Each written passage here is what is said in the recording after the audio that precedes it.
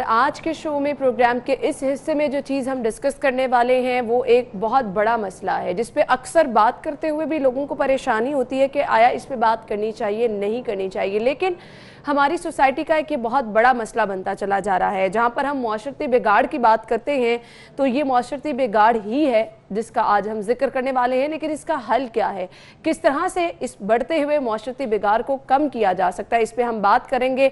Harassment issues पे आज हम बात करने वाले हैं जिसका बहुत सारे लोगों को सामना रहता है। स्कूल, कॉलेजेस, राह चलते हुए कहीं पर भी, दफातर में भी ये मसले बहुत ज़्यादा बढ़ते चले जा रहे हैं। वजह क्या है, कैसे इसको ओवरकम किया जा सकता है, इस पे बात करेंगे। स्टूडियो में हमारे साथ हमारे मेहमान मौजूद हैं, मोटिवेशनल स्पीकर, उस्तादों के उस्ताद हैं कासिम अली शाह साहब। खुशामदीद कहेंगे। अस्सलाम वालेकुम। वालेकुम सलाम जी। क्या हाल चाल है मेरी बहन? मैं बिल्कुल ठीक ठाक हूँ। बहुत बहुत शुक्रिया आपके कीमती वक्त के लिए। सबसे पहले आज के टॉपिक के हवाले से क्या कहना चाहेंगे? देखिए, एक संजीदा और मुश्किल मौजू है जिसका इंतखाब आज आपकी टीम ने किया, और मैं तो इस पर मुझे ज़हनी तौर पर शिफ्ट होने के लिए भी शायद वक्त चाहिए, लेकिन जो कम अज़ कम मेरी ऑब्जर्वेशंस हैं मैं आपके साथ शेयर करता हूँ। हमारी सोसाइटी में कई ऐसे इश्यूज़ हैं जिनको अगर हम अफेक्ट कह लें या नतीजा कह लें, हम नतीजे को एड्रेस करते हैं। हम समझते हैं कि शायद लॉ एंड ऑर्डर ठीक हो जाए तो उससे क्या होगा, जराइम ख़त्म हो जाएंगे। अगर कानून मजबूत हो जाए तो जराइम ख़त्म हो जाएंगे। हम वो सोर्स, वो एकेडमिया, वो नर्सरी, वो इंस्टीट्यूशन या वो माहौल, वो मुआशरा जो मुजरिम को पैदा करता है उसको एड्रेस नहीं करते। बिल्कुल आपने सही कहा, यानी जड़ तक जाने की कोशिश ही नहीं करते। जड़ से सोचना पड़ेगा। हरासमेंट इश्यूज सवाल है कहाँ नहीं है। वो ममालिक जहाँ हरासमेंट इश्यूज नहीं है, हम कहते हैं जी वहां पर कानून बड़ा सख्त है। कानून सख्त होने के साथ साथ आप ये देखिए कि लोगों में फ्रस्ट्रेशन के सोर्स नहीं है।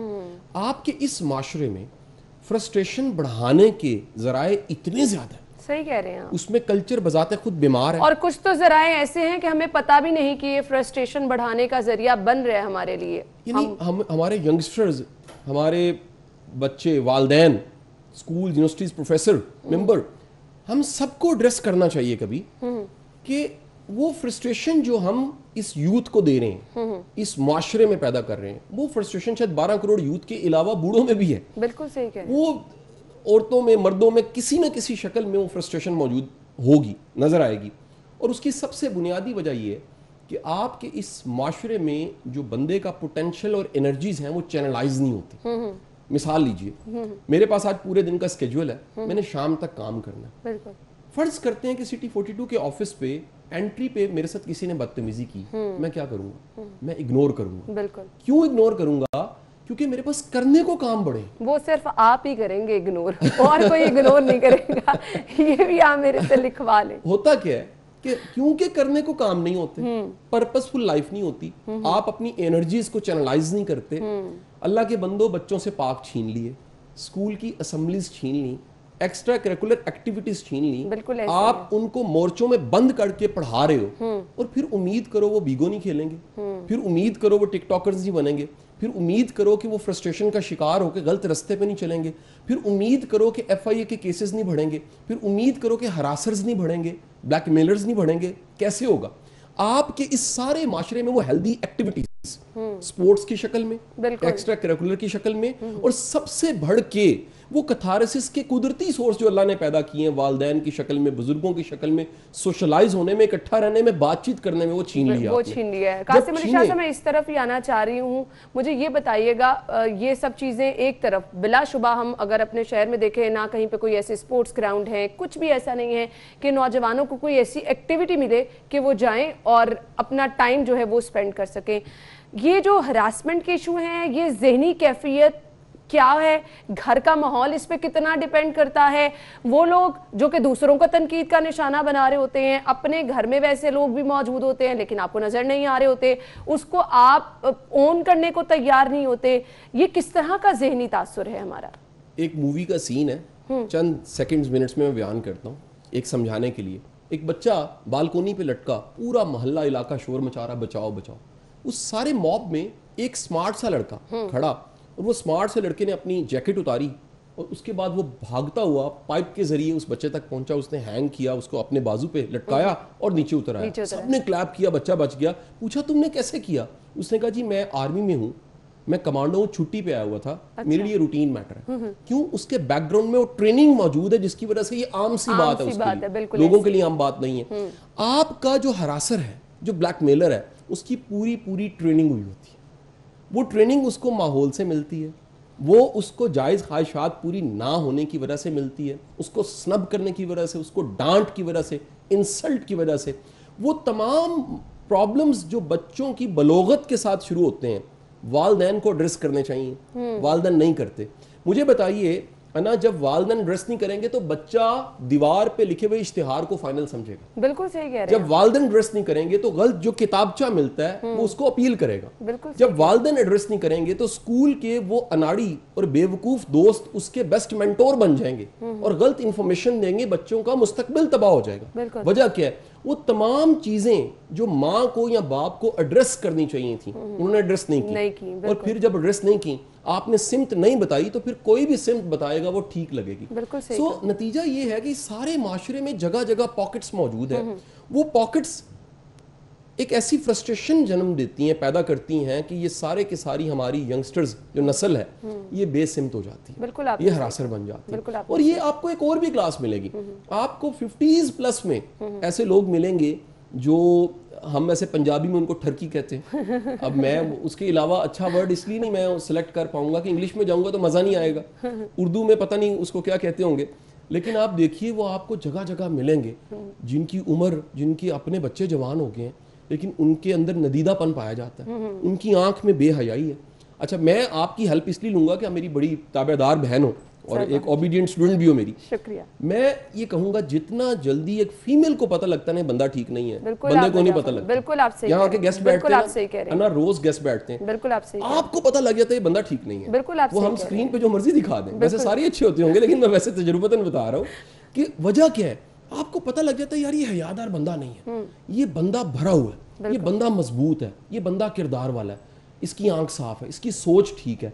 क्योंकि वो बात जो मर्द को शायद 10 मिनट में पता लगती है दूसरे के बारे में, औरत को सेकंड के 10वें हिस्से अल्लाह ताला की तरफ से ही बिल्कुल पता लग जाती है। तो आप देखते हैं कि एक बड़ी उम्र के लोगों में ये वजह क्या है। फिर अगेन आ जाते हैं वो माहौल, वो घर, वो सिस्टम जिसने वो फ्रस्ट्रेशन दी। बिल्कुल आप सही कह रहे हैं। हम इन चीजों को डिस्कस करना भी गलत समझते हैं, जबकि अगर एक तरफ हम देखें तो वो सेगमेंट के लोग हैं जो कि फैशन के नाम पर बहुत ज़्यादा मतलब खुला माहौल भी देखते हैं, लेकिन उसके बावजूद आप किसी प्लेटफॉर्म पे बैठ के इस तरह की चीज़ों को डिस्कस करना गलत समझते हैं। क्यों? देखिए माशरे में जो हैप्पीनेस के करीब करीब जाऊं, अगर दीनदारी का वर्ड इस्तेमाल करूं तो इत्मीनान कल्ब, वो इत्मीनान कल्ब, सेटिस्फेक्शन जो कि दीन भी इनकरेज करता है, उसका मानी क्या है, फ्रस्ट्रेशन या प्लायर का मानी क्या है, जरा फर्क देख लीजिएगा।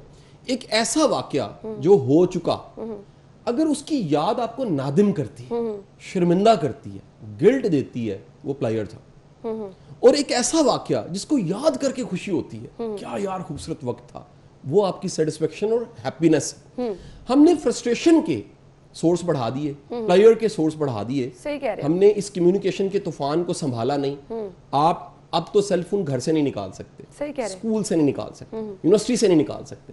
क्यों? इस पे एजुकेशन आ गई, इतना जिंदगी का जरूरी हिस्सा बना लिया है कि आप कहीं से भी इसको खत्म नहीं कर सकते। जितना मर्जी आप इन्विजिलेट कर लीजिए, प्रॉक्टर बन जाइए, मॉनिटर बनिए, आंख रखिए, जब तक किसी के अंदर खुद ईमान नहीं है, अल्लाह पे भरोसा नहीं है, खौफ खुदा नहीं है, वो इन चीजों से नहीं बच सकता। क्योंकि ये तो आपके घरों में घुस गई। फ्लड तो आया, ये इंफॉर्मेशन टेक्नोलॉजी का, आईटी का ये फ्लड आया, सब घरों में घुस गया। बच वो सकता है जो खुद मजबूत है। और हम बदकिस्मती देखिए, हमने बच्चों को महंगे स्कूल दे दिए, बेहतरीन निसाब, बेहतरीन ट्यूटर्स दे दिए, ईमान नहीं दिया, तरबियत नहीं दी, और फिर हम कहते हैं बच जाए। कैसे बचे? पॉसिबल ही नहीं है।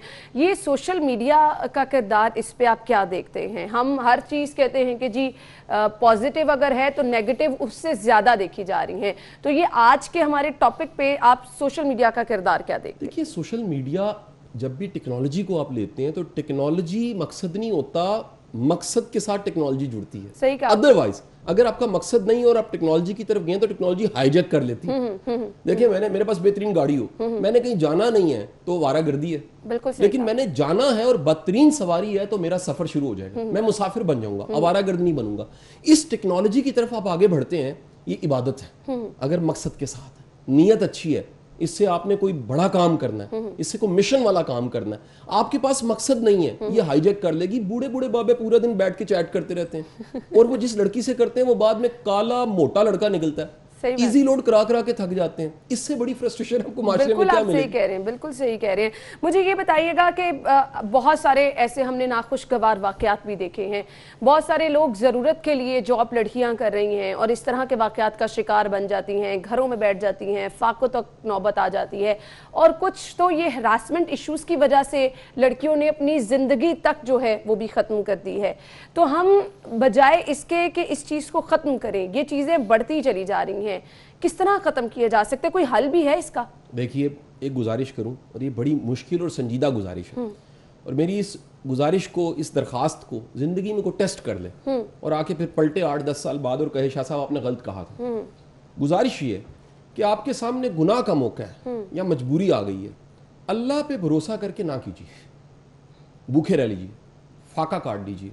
वो वक्ती तंगी अल्लाह आपका भरम रखेगा, ढेरों दे देगा, जबरदस्त। लेकिन बाज रस्तों के अंजाम पहला कदम होते हैं।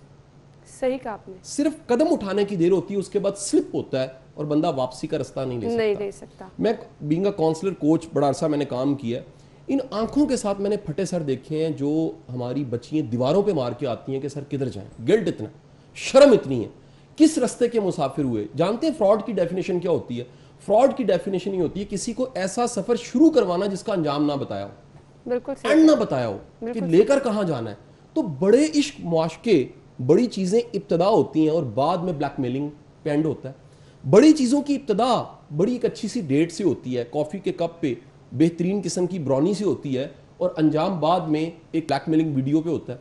ये इतना बढ़ गया है, आपके स्कूल्स, आपके कॉलेज, आपकी यूनिवर्सिटियां ढेर लगा पड़ा है, और अगर इसको इस वक्त आप एड्रेस नहीं करते, मैं कहता हूं इससे बड़ी बदकिस्मती क्या होगी यार। आपकी कौम में सबसे बड़ा नशा पोर्न वीडियोस का पाया जाता है, ये माफी के साथ कह रहा हूं। जो इस नशे की लत है वो शायद हीरोइन से, बाकी चीजों से ज्यादा खतरनाक है, और जिस मुल्क की यूथ का ब्रेन इन चीजों में इंडल्ज हो गया, वो तो सिमत खत्म हो गई, मजाइल गाइडेड हो गए, यूथ गाइडेड नहीं है। तो हमें इसको एड्रेस करना पड़ेगा।